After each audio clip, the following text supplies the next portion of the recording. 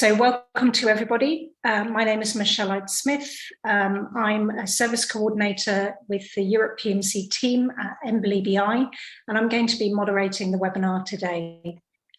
So public review of preprints is rapidly gaining momentum with expert reviews, commentary, and recommendations shared on various preprint platforms.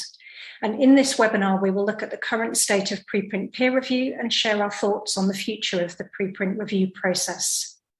I just have a few housekeeping points to go through today. So just to let everybody know that the webinar is being recorded and that the recording and slides will be publicly available on the webinar page, which is on the EBI training platform. All attendees are muted, so if you have a question for the speakers or for us at any point, please put your question in the Q&A feature, which you can see the link on the bottom bar in Zoom, and we will try to answer questions at the end. And if you would like to address your question to a particular speaker, please type their name in the Q&A. And my colleague Michael Parkin will be helping us with the Q&A session. And at the end of the webinar, we will ask you to complete an evaluation form. We'd be really grateful if you do that, as it does help us with organising these kind of events in the future. So without further ado, I'll get on to introducing our first speaker. Tatiana Giraud is a CNRS senior scientist at the University of Paris-Saclay. She's professor at the École Polytechnique and Collège de France and a member of the French Academy of Science and the Peer Community in PCI Association. Tatiana will present the PCI initiative and share her experience reviewing and recommending preprints and her involvement with the PCI initiative and outlook on preprint peer review. So thank you, Tatiana. Thank you very much for the invitation to this nice webinar. So I'll share my screen.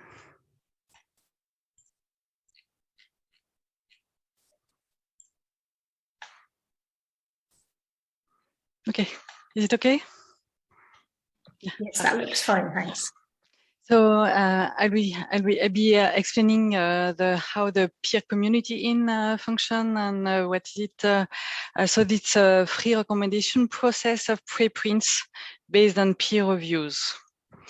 So the idea that preprints are good because they are free for authors and readers. They are immediately available online. They can give a proof of anteriority, and you can search for them and find them, and they can be archived. But obviously, there are some quality problems sometimes because there is no evaluation, peer review. So everything can be found from very good quality to very bad quality.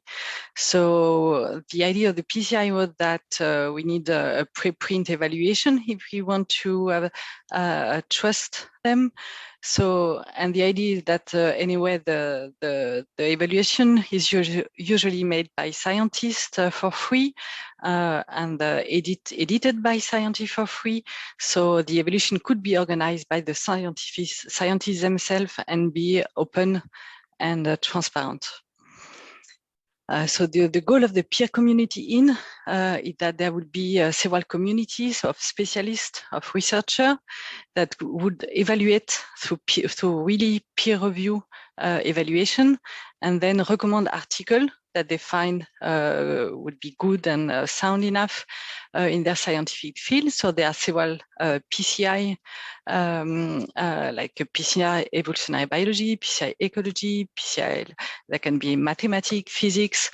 So that's a community of scientists that will perform peer review of preprints and so evaluate them when they think they went through a peer review.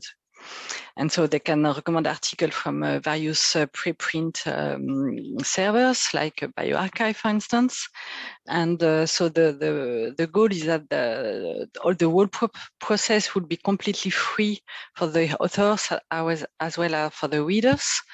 And the PCI will publish the recommendation, the editorial decisions, but not the articles. So the articles will be kept as preprints in the servers, and only the recommendation is by the the editor is published together with the review. So that's transparent.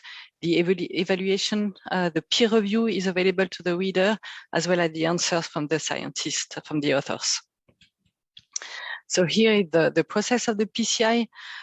So the authors deposit their manuscript in a preprint server, and then they submit it to PCI for evaluation for peer review.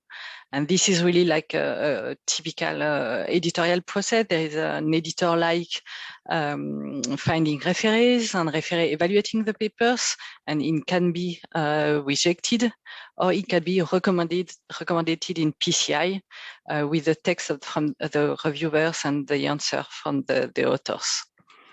So this is how it looks like in the PCI.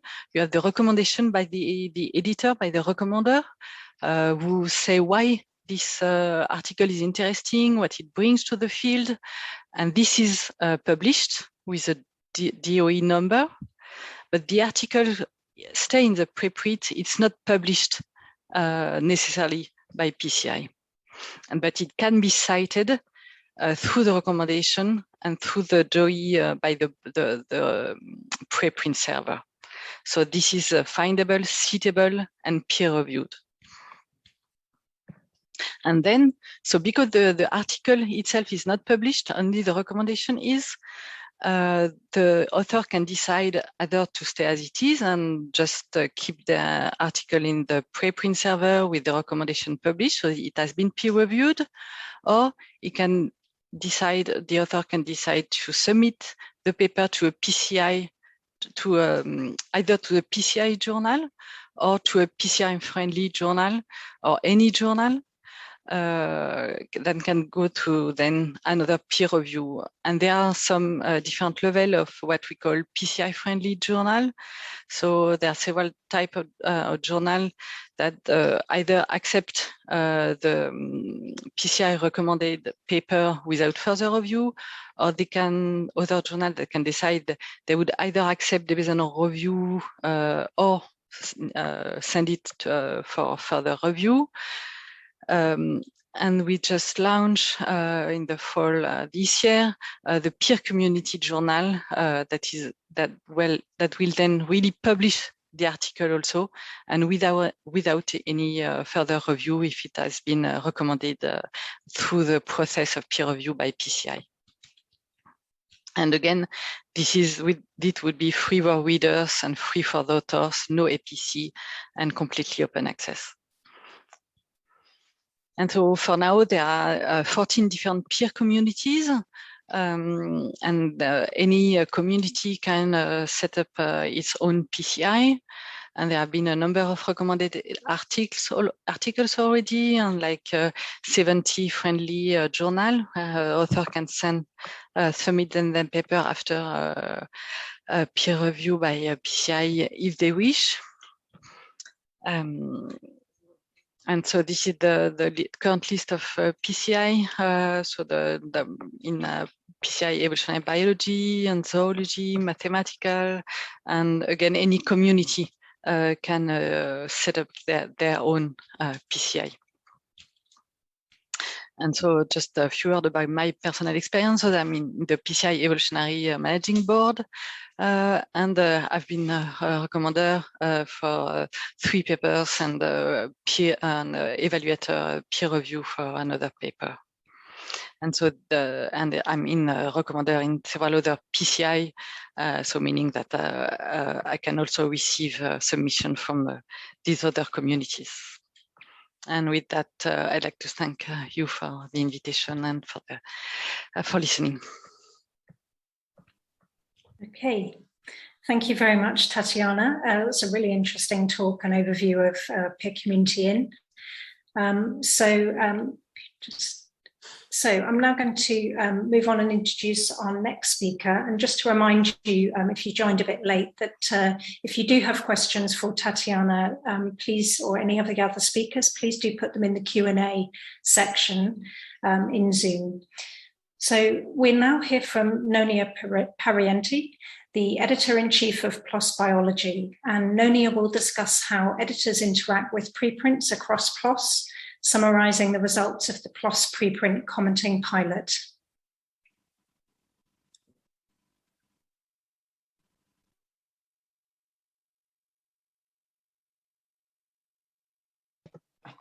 Thanks for the invitation to this very interesting webinar. I'm really looking forward to everybody's talks. Yeah, as Michelle said, I'm going to be talking a little bit about the intersection of preprints with editorial work at PLOS, and particularly of preprint peer review. Just very briefly,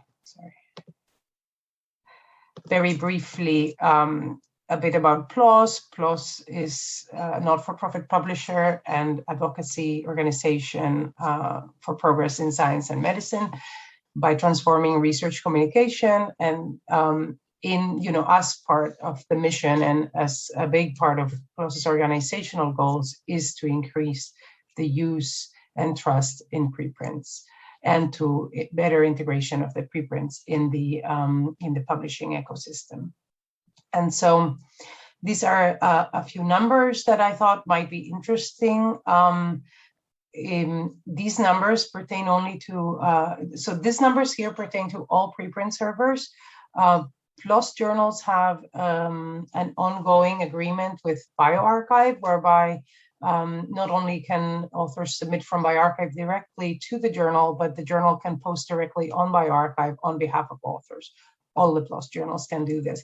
And so I'll give some data on particularly bioRxiv later on, but this is all preprint adoption among published papers across the portfolio, excluding the new PLOS journal launches that happened this year, of course. And this is preprint adoption as a percentage of submissions per journal and year. And here, the caveat is that the maroon bars, of course, are only to bioRxiv. So we are working, and I'll touch at the end, on expanding our collaborations with other preprint servers, but at the moment is only bioRxiv, which is why PLOS 1 is also relatively low, because it's only counting the life sciences here. And so PLOS did between the end of 2019 and the end of 2020, what we call the preprint commenting trial. The idea was to take into account for the peer review process any comments left on preprints that could be relevant to the evaluation. This we piloted on just for technical reasons, we piloted on papers that the journals posted on bioRxiv directly, because it was easier to monitor comments to those preprints.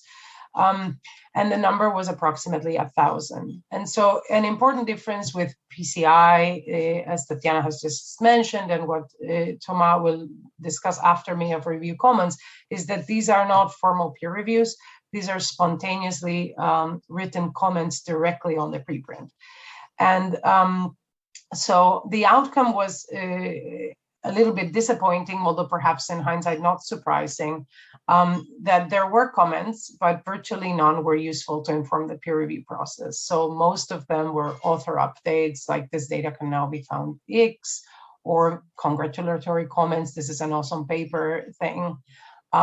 A few potentially informative comments were posted after the peer review of the actual paper had been already finished, and so could not inform the process. And so at the end of the year, it was decided that the resources invested in monitoring the comments and getting the comments to the editors that were handling the papers, etc., were not worth the outcome, because the comments there were very few and far between. But so we are also, because we're very interested in any way promoting preprints and their use in the publication process, we have signed up, or we form part of the group of journals that use review comments, which Thomas will talk in detail about later, so I don't want to steal his thunder, and he has a lot more information, but I can give you a vignette of what this looks from the PLOS side. So these numbers of total submissions and total publications are as of last week. So they are up to date, and they don't match, if you really see, they don't really match the table underneath, because the table underneath was were the numbers until the end of May. Essentially, there you can see the numbers broken down for submissions to each journal in the portfolio and publications in each journal. Some things that I thought would be interesting to this audience about the review commons papers that we have received are that 70% of submissions do not require additional reviewers. They do require re-review by the review commons reviewers most often, but not additional reviewers. And I can say that for PLOS biology particularly, this percentage is higher and has increased over time. And editors handling the papers, both professional editors and academic editors, report needing more time for an initial assessment. So that's something to factor in our conversations about preprint peer review. Of course, there's more information, but it's more nuanced, and it takes them longer and more effort to make an initial decision. I have to say that having professional in-house editors makes a difference, I think, in terms of the submissions that require additional reviewers. So we have seen that our academic editors, the ones we work with at PLOS Biology, for example, were initially almost spontaneously quite prone to say they always needed additional reviewers. And so somehow when confronted with, but do you really, I mean, which expertise do you think is missing? Or then you can change their mindset a little bit and work with them to eventually only require additional reviewers in the cases where they're really needed.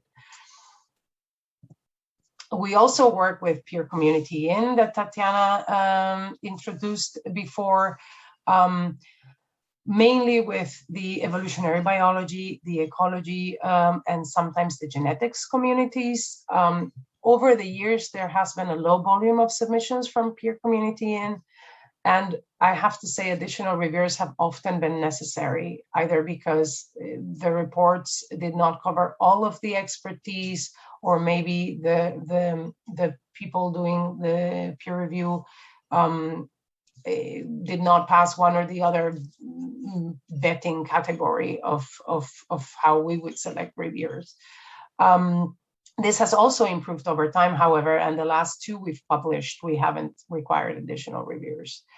One thing I wanted to mention particularly here is the peer community in register reports, which was launched very recently. So we are a PCR-friendly journal. I think the nomenclature changes, but essentially we are in the same category of journal that will use the PCI reports as possible and request additional reviews if necessary. But we do an initial editorial decision on whether the paper in principle meets PLOS Biology's editorial criteria for further consideration.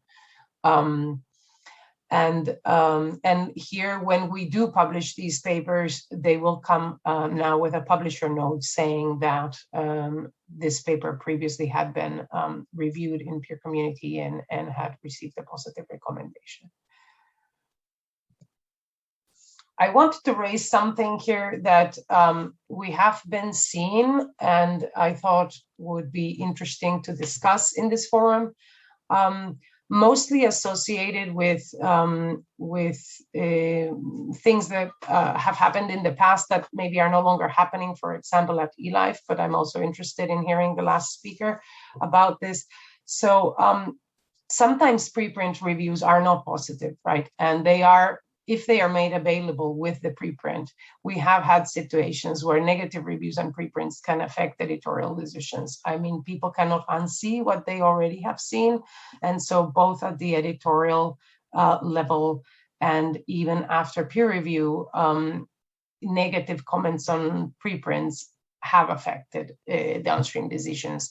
And so I think one word of caution in thinking how we integrate preprint reviewing into the whole ecosystem is that we want to do the best for science, definitely. And if a paper has problems, it's best to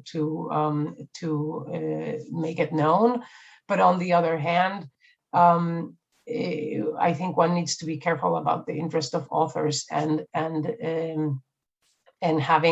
not having the situation where a rejection in one place basically it limits the chances of the paper ever being published or in a downstream journal. And lastly, I just wanted to end with how preprints fit into the PLOS mission and a little bit of a vignette of how we're thinking of moving forward with preprints. So one of our organizational goals is to increase the adoption of open science practices. And so we are an early adopter of preprints, of supporting preprints, supporting preprint updating before publication, citing preprints in the references, etc. And this can be seen by the increased rate of adoption over time. As I said, within our organizational goal of promoting open science, we want to increase the position and use of preprints, and we are having KPIs and measures about how we are able to achieve these. We are exploring links with other preprint servers so that we can also deposit preprints on the author's behalf, not only with bioRxiv, but with Open Science Foundation and many others. And we support incorporating the preprint peer review into the publication process, as I've explained. Another important aim we have is to promote trust in preprints. This is a little bit less measurable, of course, less easy to measure, although we have some grants with the Sloan Foundation exploring this. One important way that we are doing is surfacing the checks and balances and highlighting that not every preprint that people want to deposit does get deposited, and that there is some level of control about what gets on the servers. And that's me. Okay, thank you very much, Nelia. That was really fascinating to hear your experiences at PLOS. So let me just move on to introduce our next speaker, who is Thomas Lemberger, the Deputy Head of Scientific Publications at EMBO. And Thomas will present some of the data obtained from running the preprint peer review platform Review Commons. So I'll hand over to Thomas now. And just to say, there's several questions in the Q&A already, and I know that Tatiana has been answering some of those. So thank you. Okay, well, thank you very much for this nice introduction and for having me today in this panel. This is super timely and very exciting to hear all this contribution. So I'm going to talk about Review Commons. Review Commons is a journal independent peer review platform that we have launched as an experiment in 2019 in collaboration with Azab Bio. And as you have already now heard from Nonya and the previous speakers, the core idea of Review Commons is really to combine preprint with transparent, high-quality peer reviews. And we call this combination a refereed preprint. So peer review is traditionally executed or managed by journals. And with Review Commons, we sort of put the process upside down. We start with a peer review in a journal independent way to generate refereed preprints that can be posted publicly as fast as possible. And then an important goal is to use this refereed preprint as journal submissions with a consortium of journals such that they can be published in a more efficient way. So that's sort of the philosophy of Review Commons. And why do we do that? Well, one important goal is to first accelerate the dissemination of peer-reviewed research. It's important that once a paper, a preprint is peer-reviewed, this goes in the public as quickly as possible, such that scientists in the field can already use this research. It's not a naked preprint anymore. It has been peer-reviewed, and researchers can make a much more informed opinion about the research. A second goal is to, at the journal level, to eliminate the cycles of repeated peer review. You know that when a paper is submitted to the first journal, rejected, then goes to the second journal, rejected again, every time with a new set of peer reviewers. And this is a huge source of waste and of delay. So this is something we try to tackle with the journal independent peer review process that is very portable across many journals. And finally, maybe something deeper, which is to spark a little bit of a cultural shift in the practice of peer review and try to dissociate the science, the scientific evaluation of a manuscript its soundness, but also its significance for the field, for the general audience as well. Its advance, its comparison to the existing knowledge in the field. So this purely scientific aspect, dissociating it from an editorial evaluation and filtering an editorial level of selection as applied by the journals.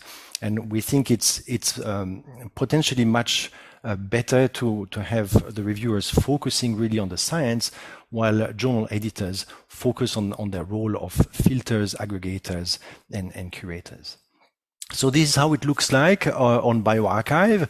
This is a preprint, and you see on the left, it's a little bit discrete. You see this little train here of different boxes, and the first box indicates that there are reviews associated with this preprint. On the right, you see an example of review comments report, which looks like very much a journal report. I like to show this example because it is a paper that really illustrates the value of doing a referee preprint.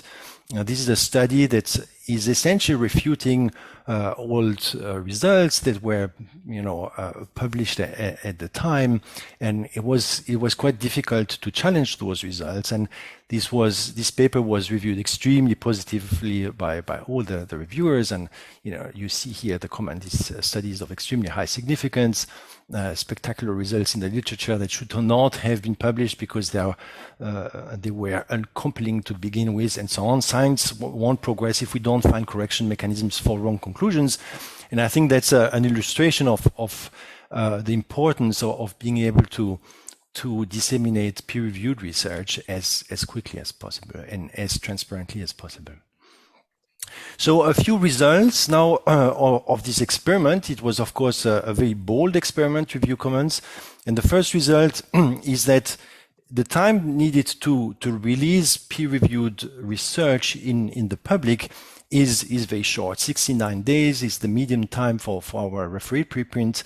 And this compared to more than 250 days for the traditional journal process. These are measurements that we did with our own submissions at EMBL Press, looking at the rejected papers and following their fate ultimately in published journals, as well as our accepted papers. On the right, you see the time needed to publish in a journal that is a partner to review comments, and you see that the time to publish is also much shorter. So we work with 17 partner journals, including the PLOS group, as you heard, Company of Biologists, EMBL Press, eLife, MBOC, and Journal of Cell Biology. And we have transferred this referee preprint to these journals with the agreement that they would, in principle, not start the peer review from scratch.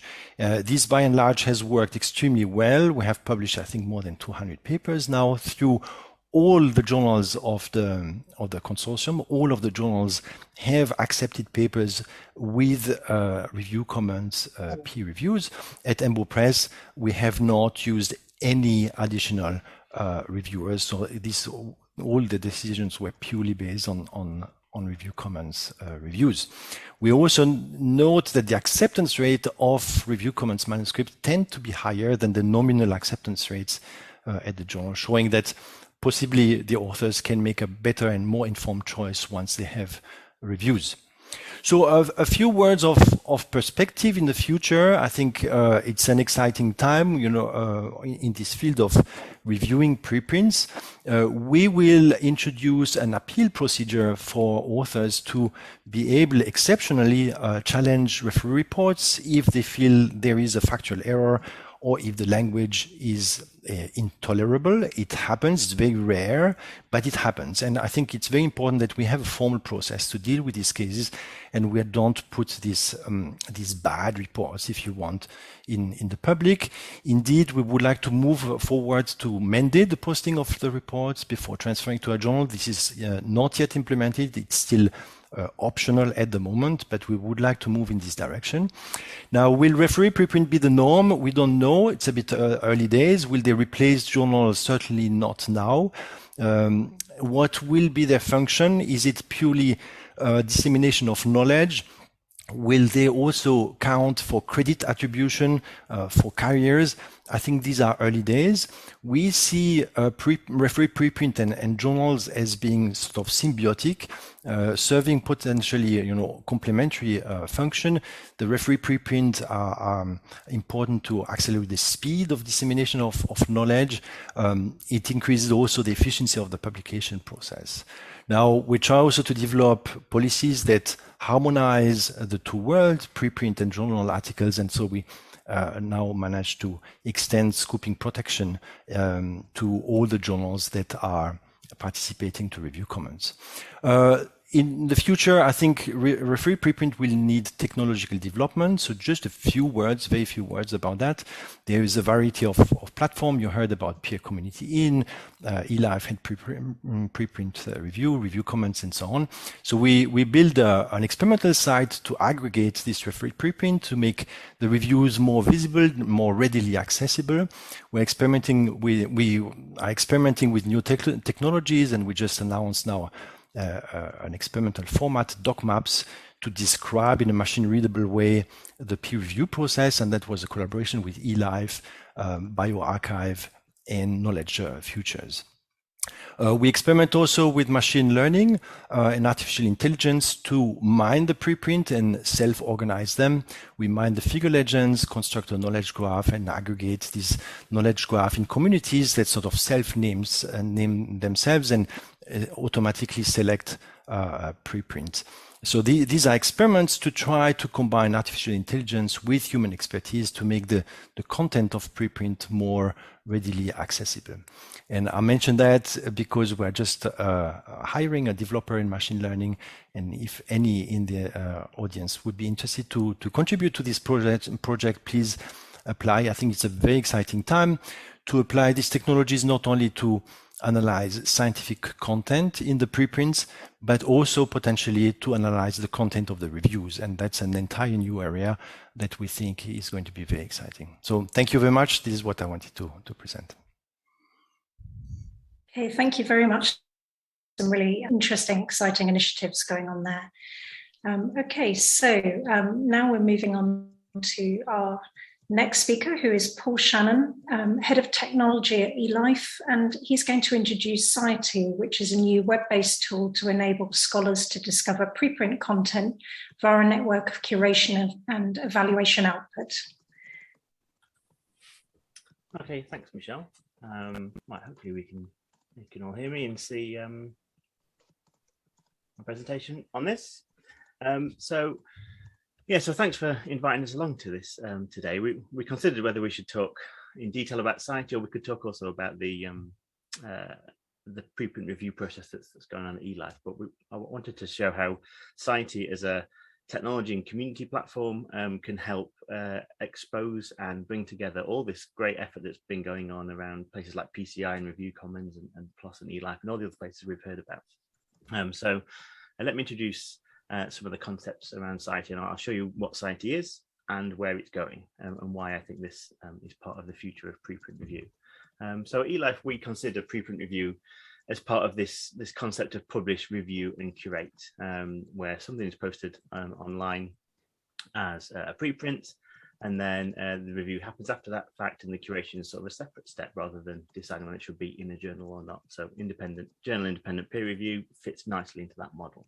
When we first started investigating what we could do to help with publish, review, curate, we realized that the published side was already done quite well. So plenty of preprint servers out there. So really, we wanted to concentrate on review and curate, and that's what Society is doing at the moment. So looking at what Society is today, here's the homepage. You can see the stats on there. So this is built and operated by a team within eLife, but we work at a slight distance to eLife, so it's not seen as an eLife only project. Yes, we have eLife as a group on there. We take input from them, but we also listen to other partners and other groups as well. And we have 16 groups covering areas, mostly across biosciences and medical science, but we also have, thanks to PCI, some other areas too. And we started the project in a very basic way in May 2020. We formed our team in this new remote world, thanks to the pandemic that we're all living through at the moment. And just started getting feedback from people straight away. Got a website out there, saw what people wanted, brought together preprints with their reviews when they're done in this open way. And now we're up to a stage where we've got 6,000 peer reviews, but also if you count evaluations that are also done by machines and things like that, we've got up to 20,000 now. So it's really growing in the amount of content that you can consume. And that's one of the problems we're trying to solve with Society, that there's so many preprints out there. And now there's even a growing number of reviews and evaluations. We want to help you find the right preprint by using that information and surfacing all the sort of trust indicators that you can see from this type of review and content and curation. Society, very briefly, could be described as a tool enabling networks of scholars to efficiently discover, openly curate and evaluate relevant preprints. So that's where we're going with it in the future. But a big part of Society is the network that sort of sits underneath it. And I want to just show you slightly behind the scenes on how this is growing at the moment and where it's going and why we think this is a interesting and novel way to help people discover the preprint content that they want and get hold of this excellent set of preprint review that's happening through all these different places. So at a very basic level, Society is just an aggregator of preprint review. So we have 16 groups on there. The two we've already heard from, PCI and Review Commons today, but we've also formed some new groups recently. So the NCRC there, the Novel Coronavirus Research Compendium, formed because of the pandemic, and they needed a place to be able to bring their content together. We then started working with Rapid Reviews COVID-19. So suddenly we've got these two groups that are both reviewing COVID preprints on medRxiv and bioRxiv. And we're able to bring their content together, along with content from places like eLife that are reviewing similar sort of stuff as well.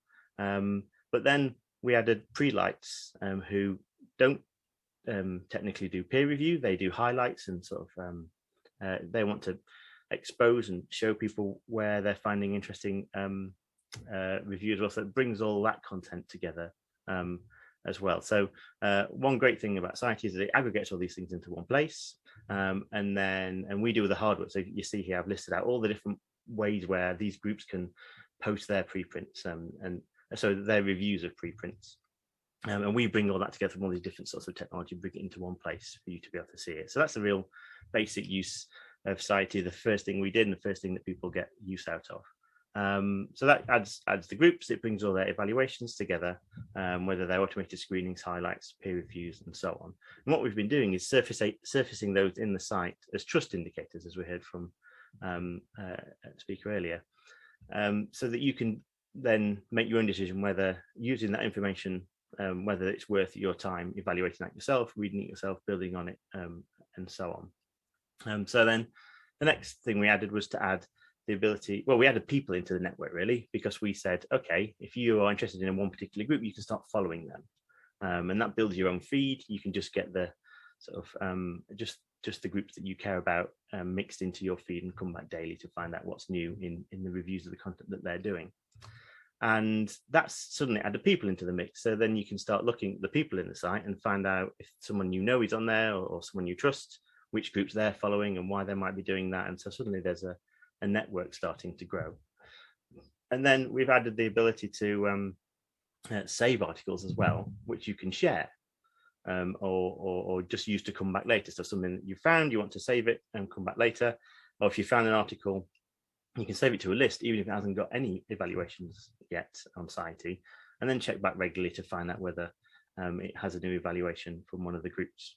Or perhaps you want to curate a list of preprints that you're finding useful, and you normally share this with your lab in email or spreadsheets or Slack or things like this, but you can have a more centralized and more public way of sharing that list of content that you're finding interesting, a simple way of curating what you want. So that again adds people picking and highlighting these papers out of this set of both evaluated and non-evaluated preprints on Society, and adds again to the network that's happening. And then we added a feature that allows you to simply indicate whether an evaluation has been helpful or not. It might be that it was well written or that it was particularly useful because it exists really, and that's helped some of the eLife team in particular know whether a review that's written in a particular way is a good thing or not, so they can sort of advise on reviewers, and when they're writing these now public facing reviews, that they can write them in a way that people are more engaged with by looking at the feedback that we're getting through that feature. But again, that adds to this network. So you can see on the right here that this network is growing even more. So now looking at what we're building at the moment, and it's just expanding that list and that curation area. So as well as having your saved article list, we're now building the feature to add personal lists which you can name and have a short description of, and then have annotations on the articles that you're adding to that list to say why you've added them to that list.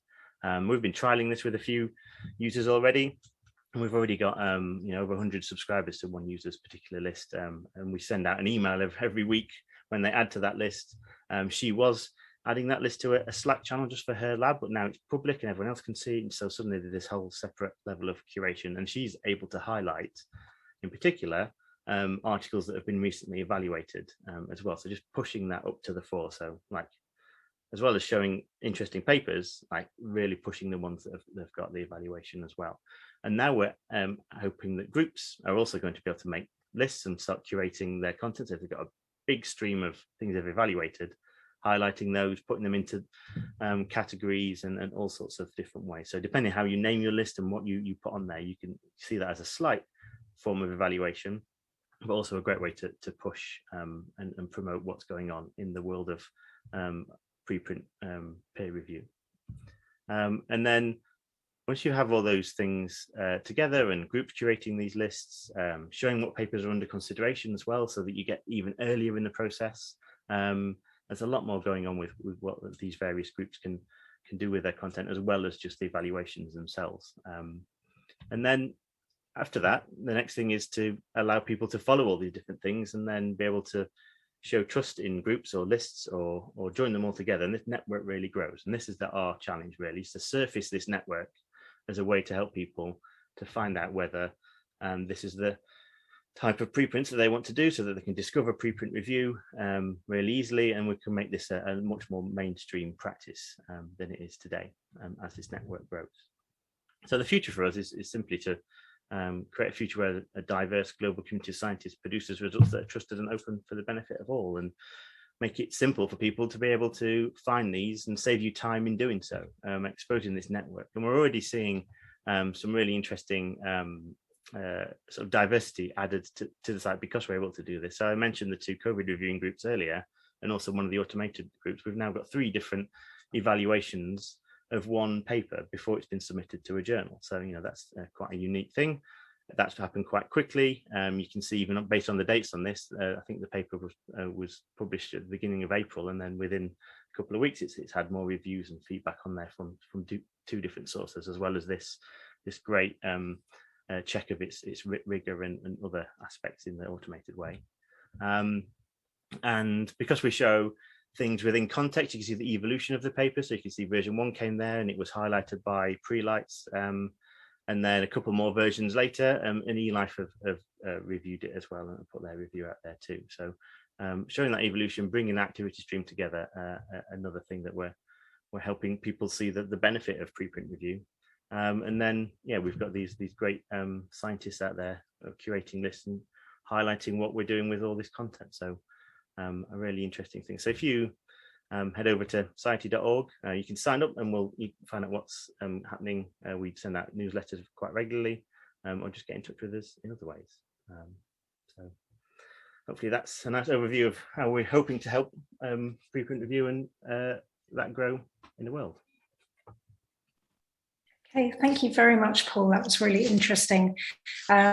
And just to say, we have lots of questions going on in the Q&A, and I know there's a couple of questions there, I think, for Paul as well. So thank you, everyone, for participating. So our final speaker today is Maria Levchenko, and Maria is the Europe PMC Community Manager, and she's going to talk about Europe PMC as a unified platform to discover and linked preprint resources. And such as community peer reviews. So I'll hand over to Maria. Thank you, Michelle. So it's hard to follow 4 great speakers, but for our point at the end today, I kind of wanted to explore how open research infrastructure currently supports the preprint community, and what role it can and perhaps should play in the future. So for those who are unsure what I mean by research infrastructure, it is those basic physical and organizational structures and facilities that are needed for conducting and communicating research. Scholarly infrastructure can be many different things, but it is those tools and organizations that are essential for sharing scientific information. The viewpoint that I bring is that of Europe PMC, an open life sciences literature database developed by the European Bioinformatics Institute and a partner of PubMed Central USA. We are a repository of choice for many international science funders, providing support for their open access policies and archiving nearly 40 million records. Currently, there are nearly 350,000 preprints in Europe PMC. We started indexing preprints in 2018, and back then, preprints comprised a really small fraction of the research literature. But by comparison, in 2020, the number of preprints has reached 8% of the published articles in PubMed, increasing to 25% for coronavirus-related research. Whether you are a preprint skeptic or a preprint advocate, preprints continue their expansion. And importantly, as an archive in these last 3 years, we have learned a thing or two about preprints that we now can extrapolate to the emerging field of preprint peer review. So here are a few observations. There are many different ways to posting preprints. Europe PMC currently indexes preprints from over 20 different servers and open research platforms. While we have several requirements for indexing preprints, for example, having screening procedures in place, we are generally very flexible when it comes to adding preprint content from new providers. But that means working with different systems, formats, and approaches, from versioning and removal policies to multilingual content. Open community infrastructure can help tie different approaches together and provide scale and streamlined experience for the downstream user. For example, Europe PMC retrieves preprint abstracts through a single programmatic interface provided by an organization called Crossref. This allows us to easily retrieve all important metadata for hundreds of preprints daily. In turn, Europe PMC provides a single interface to search for and discover preprints from all these different platforms for researchers, bioinformaticians, and text miners. Preprints are seamlessly integrated with other content and services in Europe PMC, and each topic or author search will automatically include preprints from all the different servers in the results, which makes preprints more discoverable. So what does it mean for preprint peer review? Having many different platforms provides flexibility to adapt your services to each individual community. Adding research infrastructure to the equation helps with sustainability, preservation, and scale. Making sure that preprint reviews are openly shared through services like Crossref and Europe PMC will boost their discoverability and thereby their utility to the users. Another important issue pertaining to preprints is full text search. Europe PMC provides access to both abstracts and full text for peer-reviewed journal articles, and both are included in the search. In that, Europe PMC is different from other services like Web of Science or Scopus. In July 2020, Europe PMC began indexing the full text of COVID-19 related preprints to make them searchable alongside peer-reviewed articles. And this required us to convert preprint full text, which is often available in PDF format, to another, more suitable, machine-readable format called XML. Interestingly, what we found is that views of COVID-19 full-text preprints were higher than views for preprint abstracts or for full-text journal articles on the same topic. So having machine-readable preprint full-text also allowed us to introduce some innovative features, for example, section search to find keywords mentioned in methods or results, or figure preview that helps you scan the evidence before going into the full text. So what does it mean for preprint peer review? That full text reviews and comments in a structured machine-readable format can have much higher impact and can fuel development of new innovative tools. And it will also help increase their visibility. Nowadays, we see more and more exciting analysis that look more closely into preprinting, from examining cultural norms and exploring attitudes to comparing preprints and journal articles like in the publication on this slide. These analyses are possible because we now have sufficient data on preprints. At Europe PMC, we make all of the content, including preprints, available for programmatic search and where license allows for bulk retrieval. This in turn provides a fair, findable, accessible, interoperable, and reusable data set of nearly 350,000 preprint abstracts and 23,000 preprint full text that can be used for future research on preprints. We as a scientific community often are cautious when it comes to changing established norms, and this applies to peer review itself. Now, experimenting with peer review can help us find ways forward that are more inclusive, equitable, and fair. Data on peer review, including preprint peer review, needs to be fair and needs to be shared to enable vital research and help us find solutions to persisting problems. Now, another point that I want to bring across is that despite being complete scientific manuscripts, preprints are in fact quite different from journal articles in several aspects.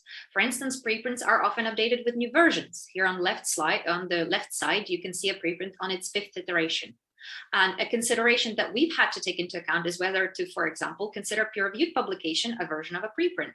At EuropePMC, we do not, but we do link it to the preprint and vice versa. Versioning is an important thing to think about when talking about citations. So EuropePMC shows a citation graph for preprints, and we've had to decide whether to aggregate preprint citations across versions, which is not something we do currently. The next question would naturally be whether we should add preprint citations to the citation of the journal article as well. Preprints also differ when it comes to retractions. So while retracted journal articles normally can still be accessed, preprints are mostly withdrawn with a notice replacing the full text, or removed where no record is left at all. So this creates interesting precedents, like in the case on the right, where a journal published article has been retracted, but an underlying preprint has not been withdrawn. Now, should it be, and in which scenarios, is something that preprint community still needs to address. But as you can see, preprints are not just manuscripts before peer review. They differ in several different ways. And so I believe that peer review for preprints will need to take that into account. It's an opportunity to develop something new and uniquely fitting, rather than trying to adapt regular journal organized peer review for preprint community. What will be crucial, however, is that we commonly develop standards for those peer reviews that will allow different systems and different platforms to exchange information and communicate. Now, EuropePMC focuses on enriching the content that it holds with other useful information and resources. For instance, preprints in EuropePMC are linked to published articles, citations, author identifiers such as ORCID, biological data, peer reviews, and lay summaries. And what it allows us to do is to enrich user experience and enable new features. And here are a few examples that I'm going to skip for the sake of time. But an important for this community would be that, for example, we aggregate reviews, comments, and recommendations for participating platforms in a single section that is easy to access for the reader. This in turn enables some advanced search features. So you could look for a preprint that cites particular data or that has been reviewed in EuropePMC. In terms of peer review, EuropePMC is still a literature archive. We don't index data or reviews, but linking out to other partner resources allows us to create a larger knowledge graph. And for preprint peer reviews, we as a community need to decide on the metadata, the information that will be important for such linking, from ORCID IDs for review authors to ROR IDs for author affiliations, or even specialized ontology for classifying review sentiment. Was it supportive? Was it negative? What did it actually say? Now, I cannot say what the future of preprint peer review holds. This is something for us to collectively decide on. But here at EuropePMC, there are a few things in our roadmap. We will continue to contribute to community standards development through cross-ref advisory group of preprints and through other collaborations.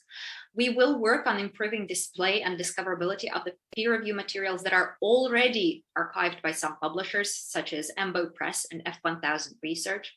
And we will look into adding peer review status badges to the search results to indicate which preprints are undergoing peer review, so that it doesn't always say this is a preprint and it has not been peer reviewed.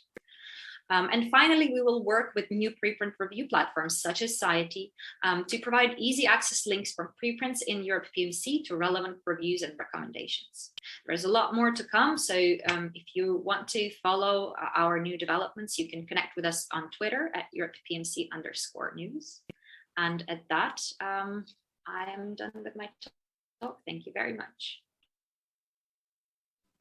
Okay, thank you very much, Maria, and to all of our speakers who some really, really interesting talks. And I think it's we can see that it's definitely sparked a lot of discussion in the Q&A. So we haven't got a lot of time for Q&A, but some of the questions have already been answered. So I'm just going to have a look and see. We've got a few that haven't yet been answered. So there's a question from Didier Tourney, who says, has preprint peer review changed the way you perform peer review in normal submissions? How do you treat the fairness with two different peer review workflows? And I'm not sure exactly who that question was aimed at, but it could have been Nonia. I'm not sure. Looking at the timing, it might have been your talk. Yes, Nonia. Yes, please answer. Yeah. Yes, I can take a stab at it. So I don't think it really has changed the way we peer review direct submissions to the journal. So what we do with papers we receive from Review Commons or from PCI or from other journals with existing review reports, I have to say, because we're very open to this also, is to look at the paper first, assess it using our editorial criteria. Would we be editorially interested in it to begin with, even if it didn't have reports? And if the answer is yes, then we look at the reports and read them as if we had sourced the peer reviews, and these were the reports we received, and then discuss with our academic editors what decision would we make based on these reports. We do the added step of checking that the reviews are covering all the expertise that's needed, that the reviewers pass our conflict of interest flags, which are quite stringent, etc. But essentially, that does not inform or change the process of what we do with direct submissions, because it's that process, just not all at once, let's say. That's great. Thank you very much for answering that. So I think all other questions that we had in the Q&A have been answered, except there was one question from Diego Simon asking whether there was any opinions about the curation platform. It's not a platform I'm familiar with. I don't know if any of the speakers know of that. Yeah, it's something that we're aware of. I think it's yeah, opinions on it. I mean, from our point of view, it seems like we see CITE and all the things we've talked about today as part of a large ecosystem around promoting preprint review, and I think it's one of another piece of that ecosystem that we can all work together and help bring. So it's great that there's someone here, hopefully representing that. That's why they've asked, Diego, I hope. But yeah, it is actually one of the things that we need to do at some point at CITE is go and look at where we can collaborate more closely with others. You know, as Thomas said, we've been collaborating with him and with bioRxiv and with others. We've been talking to Maria for Europe PMC. So it's yeah, I think there's definitely a growing set of collaborators around this. I'd like to see more. Okay, thank you very much for answering that, Paul.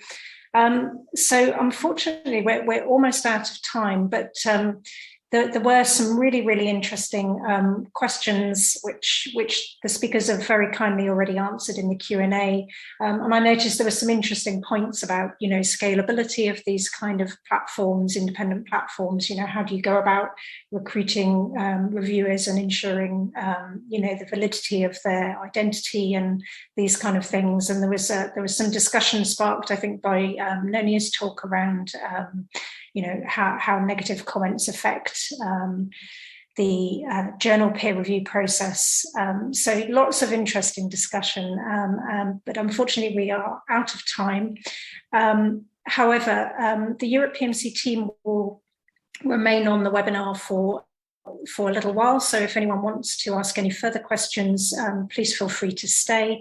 But once again, thank you very much to all of our speakers for their fantastic insights today and the very interesting discussion. And I'm sure it will continue elsewhere. Thank you.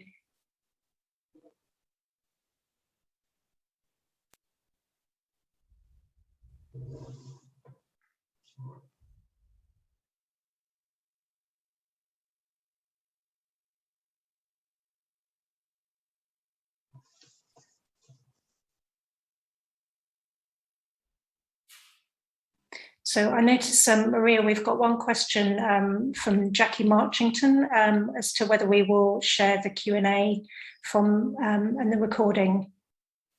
Yes, so we don't typically do that, but considering that today a lot of the questions have been answered off screen, we will work on adding that to the training materials, including the slides and the... Okay, fantastic, thank you.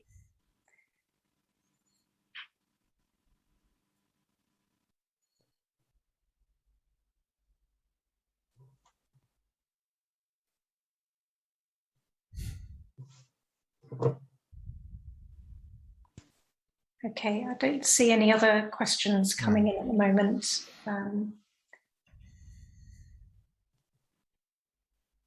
We can wait a minute or two and just see.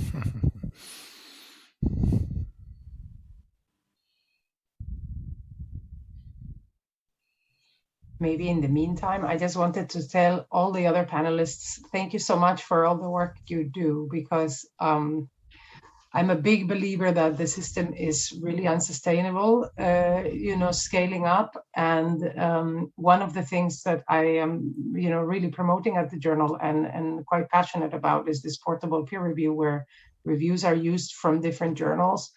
But it really does not work because almost no journals are willing to even ask their reviewers if they would be willing to share their identities, which becomes a super barrier. Yeah. And I've always been surprised that this is the case. I know EMBL Press is not the case, Springer Nature is not the case, PLOS is not the case, but we really are the oddity. I mean, almost any other journal that you ask, they will just not want to do it. Yeah, it's incredible. Yeah.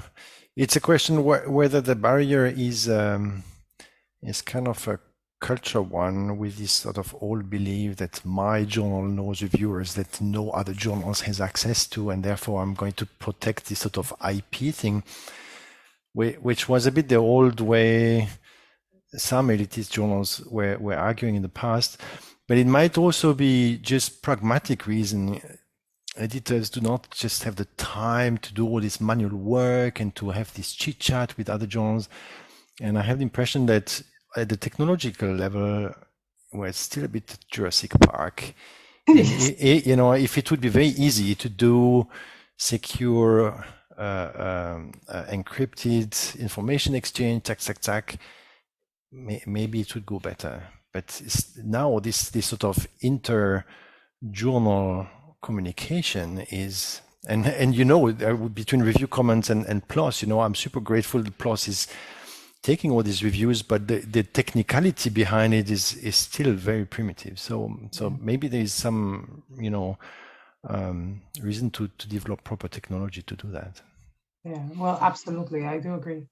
But I think it's both cases, and many. I mean, very recently we had a case where somebody was saying, well, I think even asking our reviewers if they would disclose their identities would put pressure on them, and we don't want to do it. And perhaps, I mean, this is an article that had changed article type, and so they were saying, as a reason not to do it, that perhaps if their reviewers had considered this as this article type, which upstream journal does not carry, so there's no conflict of interest, they would have had a different opinion.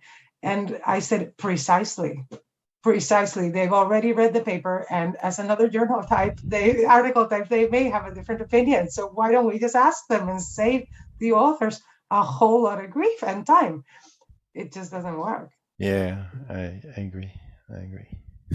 So see, we've got one question has come in from an anonymous attendee asking if Science Reddit, so I guess the subreddit for science, is ever considered as a useful forum for A, informal review of papers taking place, or B, advertising the existence of new platforms to increase their popularity?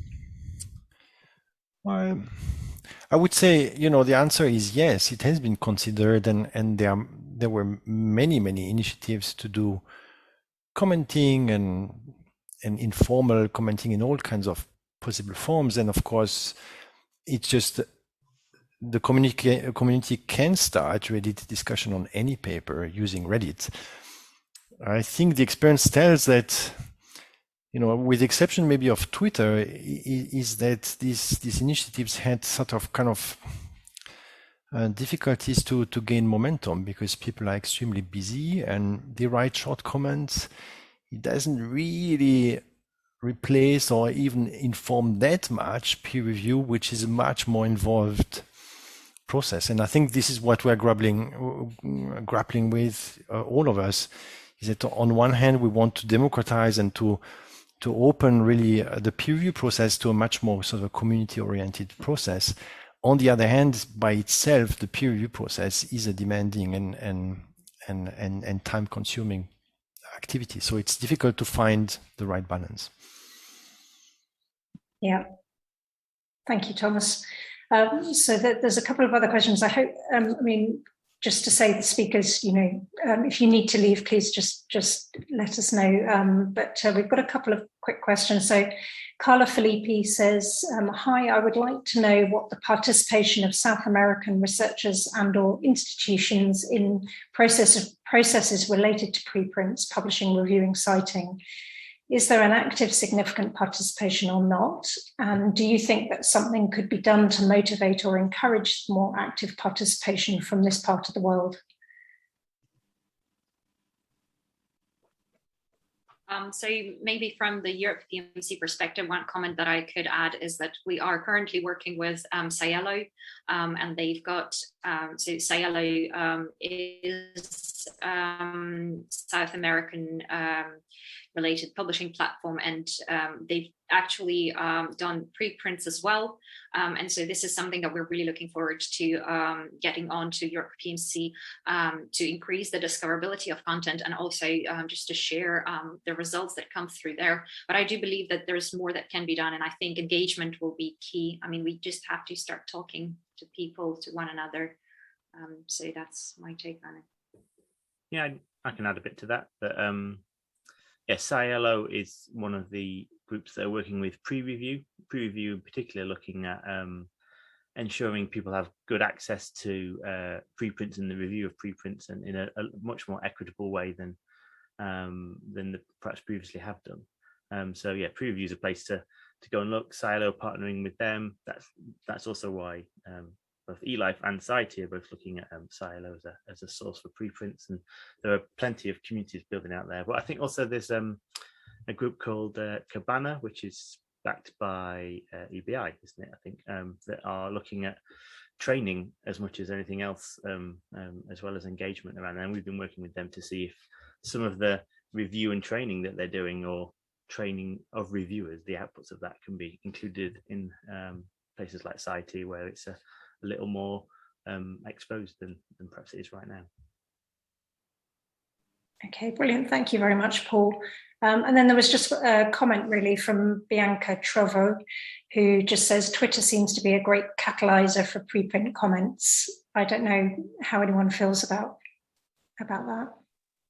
Yeah, it's led. It seems to be a very author-led thing around preprints now, where people will do, I can't remember what they call it, like a tweet storm or a long thread where they describe the key findings of their preprint and so on. And then people start responding to that with feedback and updates. And one of the answers I made earlier around is Society like Twitter in any way, is that we felt the problem with Twitter was that would happen on your timeline and then it's suddenly gone because everything else on your timeline is happening, and it just has no memory. There's a lot of noise there. So part of our sort of thinking around how we pitch Society is that it's like Twitter without the noise, or Twitter with memory. So it's great that these comments are coming in there, but they can quite quickly disappear, and then that's it. Then it's hard to get them back a lot of the time. So yeah, we're adding something slightly more permanent, we hope, with Society, but also all the preprint review groups that are happening, adding something more permanent in their own way as well. Yeah, that's very true. There is a lot of noise on Twitter. Okay, so there's a question from Ioannis Psalgis. Sorry, I can't pronounce your surname very well, Sagakis, for Maria. And the question is, what are the challenges of incorporating alt metrics such as citations from a preprint to the final published article? So I will say this is less of a technical challenge and more of a consideration on what is it that we want to use it for. So it is technically possible to cumulatively display things like citations, but it does raise a couple of questions. For example, an article might have been published in 2018, but a preprint has been posted in 2016. Now you see the citations on the published article that are starting far in the past, right? So the other thing that you could think of is, well, why are preprint, why certain things are cited? Has this preprint been cited for a figure that didn't make it to a final publication? And where in time that happens. So there are interesting things. Or, for example, what happens when the preprint is removed? Will the citations be still carried over to the final article, although you can't actually access the record that has been cited in the first place? There are certain things that I think, again, we just have to discuss and decide on the best way forward based on what it is that we actually want to get. What is our goal? That's great. Thank you, Maria. Okay, we don't have any other questions at the moment in the Q&A. So I think as we've sort of already run over time and used up 10 or 15 minutes more than we said we would, I think it's probably a good time to close. So thank you very, very much to all of the speakers and to all of our attendees for joining us today and participating in the Q&A. So thank you very much, everybody.